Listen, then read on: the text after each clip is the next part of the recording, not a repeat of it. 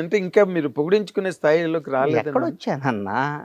అంటే నిజంగా ఇప్పుడు మాట్లాడదాం. ఇదంతా ఏం చేసాం అచీవ్‌మెంట్ ఇది? కాదా? ఇదేం అచీవ్‌మెంట్ ఇది? ఇది అచీవ్‌మెంటా? ఇది కాదు, అచీవ్‌మెంటా? మీతో పాటు ఇయాల ఇండస్ట్రీకి వచ్చిన యాక్టర్స్ అయ్యన్నీ అనవసరం. నా చిరంజీవి గారితో పాటు ఇండస్ట్రీకి వచ్చినాళ్ళు, పవన్ కళ్యాణ్ గారితో పాటు హీరోలుగా వచ్చినాళ్ళు, రేవంత్ రెడ్డి గారితో పాటు రాజకీయాల్లోకి వచ్చినాళ్ళు, Chandrababu Naidu సమకాలికులు.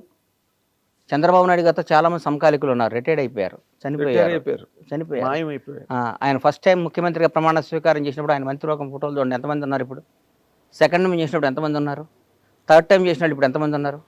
Still today is young man, is fighter. Is a fighter. Yeah, Pawan Kalyan garu ఆయనతో పాటు హీరోలుగా జనరేషన్ ఆ టైంలో 25 ఏళ్ళు అక్కడమ్మ ఇక్కడ అబ్బాయి. ఇప్పుడు నేనేగా ప్రత్యక్ష సాక్షిని. సుస్వాగతం దగ్గర నుంచి ఆయనతో పాటు ప్రయాణించినాను కదా. ఆయనతో పాటు ఎంతమంది వచ్చారు, ఎంతమంది ఉన్నారు, ఎవరయ్యారు? పవన్ కళ్యాణ్ పడయ్యాడు. చిరంజీవి గారు తమ్ముడు అయ్యాడంటే ఎట్లా? చిరంజీవి గారు తమ్ముడు లేరా? చిరంజీవి గారు చాలామంది లేరా? చిరంజీవి గారు బంధువులు లేరా?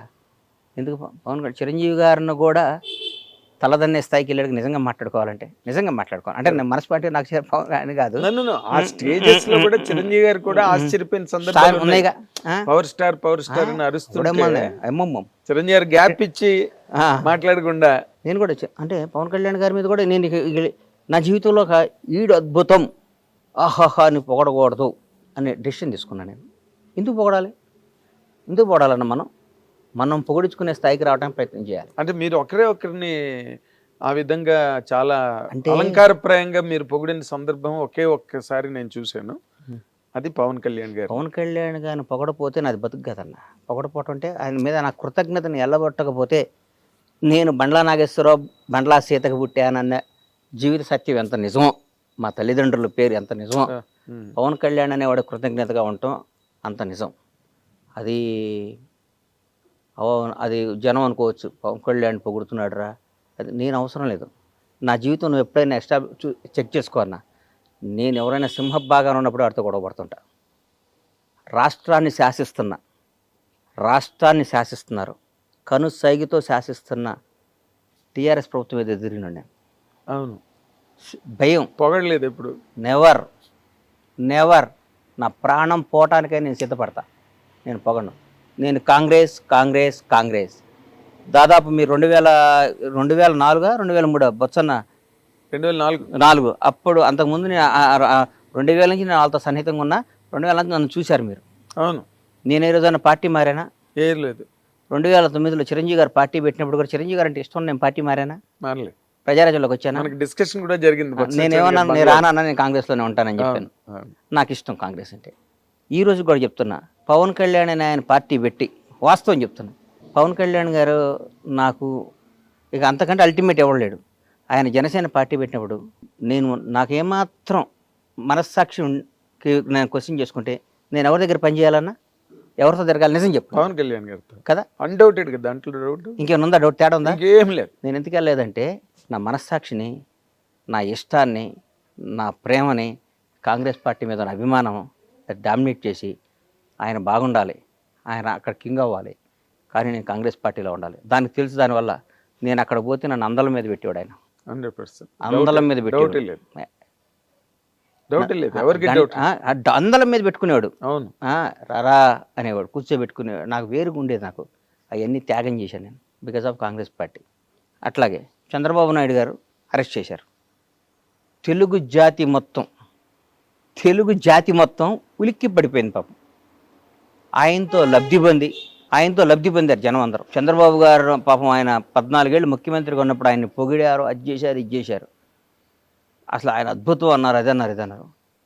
ఆయన జైల్లో చేస్తే వాళ్ళందరూ నమ్మే భగవంతుడి మీద, వాళ్ళకి జన్మనిచ్చిన తల్లిదండ్రుల సాక్షిగా, వాళ్ళ బిడ్డల సాక్షి చెప్పమను, ఎంతమంది బయటకు వచ్చి ఆయనకు మద్దతుగా నిలిచారు? ఎవరు లేరు. ఒక్కళ్ళు చెప్పండి. ఏదో మొసలి కన్నీళ్ళు, లేకపోతే దొంగతనంగా, అది కూడా నోరు తెరిచి ధైర్యంగా ఎవరు మాట్లాడారు? పవన్ కళ్యాణ్. తర్వాత నేను మాట్లాడాను. కేబీఆర్ పార్క్లో బయటకు వచ్చా, నాకు తెలియదు, వాక్ చేసుకుంటూ బయటకు వచ్చా. ఎవరో పాపం పిల్లలు వచ్చారు, వచ్చి కళ్యాణ్ బాబు పవన్ సేవ్ డెమోక్రసీ అది ఇదని పెట్టారు. అప్పుడే మెట్రో రైల్లో చేస్తుంటే అంతకు ముందు రోజు టీఆర్ఎస్ పార్టీ వాళ్ళు ఎవరో ఇక్కడ చేయడానికి వీల్లేదు, కేటీఆర్ గారే మర్చిపోయా, పెళ్ళి మీ ఊళ్ళల్లో చేసుకోండి, ధర్నాలు మీ ఊర్లలో చేసుకోండి అని వ్యంగ్యంగా మాట్లాడారు. చంద్రబాబు నాయుడు గారిని అరెస్ట్ చేసి నా కడుపు రగిలిపోయింది. అంటే అధికారం ఇంత ఇట్లా మాట్లాడిస్తుందా? అధికారం ప్రజాస్వామ్యం ఈ పెద్ద పెద్ద రాజ్యాలే సామ్రాజ్యాలే వెళ్ళిపోయినీరా? ఏంది ఇది? జనం ఓటేస్తే గెలిచిన ఇళ్ళు, జనం గెలిపించిన ఇళ్ళు, మేమే రాజులో ఉన్న ఫీలింగ్ ఇస్తారని బయటకు వచ్చి మన ఊళ్ళలో వెళ్ళి చేయండి, ధర్నాలో పనిచేయండి. బాధ్యత నేను చెప్తున్నా, చంద్రబాబు నాయుడు అని ఆయన మళ్ళీ ముఖ్యమంత్రి అవుతాడు, ఈ దేశాన్ని శాసిస్తాడు, రాష్ట్రాన్ని వెళ్తాడని చెప్పా. మీరు అది రికార్డ్ చేసుకొని దాన్ని వేసుకొని ఇంటర్వ్యూలో మీరు వేసుకోండి. కేబీఆర్ పార్క్ దగ్గర బయటకు వస్తాడు, చంద్రబాబు నాయుడు బయటకు వస్తాడు, ఈ రాష్ట్రాన్ని వెళ్తాడు, దేశాన్ని శాసిస్తాడని చెప్పాను నా నోటితో. 2 అయ్యేసరి గుర్తుపెట్టుకొని జరుగుతున్నాయి. అది క్యారెక్టర్. తర్వాత నేను చంద్రబాబు గారిని నేను కలవలా. కలవలేదు. నాకేం పని అన్న? సందర్భం వచ్చినా కూడా నేను కలవను. నాకేం పని? ఒకడు అధికారంలో ఉన్నప్పుడు వెళ్ళి ప్యాంపరింగ్ చేయకూడదన్నా. కష్టాలు ఉన్నప్పుడు తోడుగా నిలబడాలి. మొన్న ఒక మధ్య ఒక ఆయన షాద్నగర్లో మా థియేటర్ కాడ ఇక్కడ కూర్చున్నా. అన్న టీఆర్ఎస్ వాళ్ళని బాగా తిట్టన్నా అన్నాడు. నేను తిట్టను అన్నా. ఎందుకు తిట్టాలను? దానివల్ల నాకు బెనిఫిట్ ఏంటి? ఎందుకు తిట్టాలి? నా మనసుకు నచ్చాలి కదా. ఒకటి గుర్తుపెట్టుకోరా సీను, మనిషి కష్టాల్లో ఉన్నప్పుడు, డిప్లో ఉన్నప్పుడు వాడిని పొడవకూడదు. వీలైతే వాడు చెయ్యి, నచ్చిపోయాడు వాడు జోలికి వెళ్ళమాక. వాడు ఓడిపోయినాడిని, కష్టాల్లో ఉన్నాళ్ళని నువ్వు ఎదవ్వి, నువ్వు దొంగవి, నువ్వు అది ఇది, వాడు పవర్ లేనప్పుడు పావులు తీసేసిన కూరలు తీసేసిన పావుని ఏ అంటే ఎట్లా? నల్లమ్మల అడవిలో ఒక కింకోపురం తీసుకొచ్చి దన్నాను.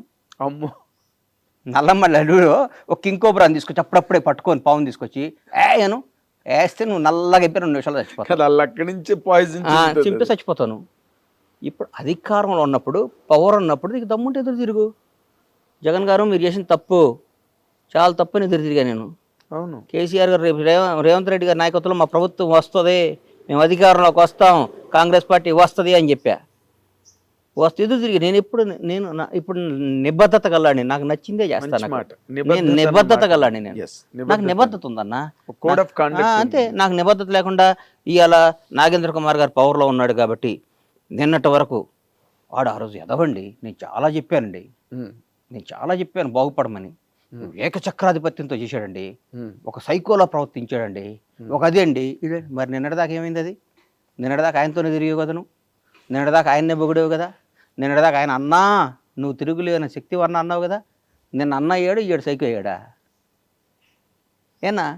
నిన్న కేసీఆర్ అనేవాడు దేవుడు అయ్యాడు, కేటీఆర్ అద్భుతం, రామన్న అయ్యాడు, సారో అయ్యాడు, ఇవాళ విలన్స్ అయ్యారా?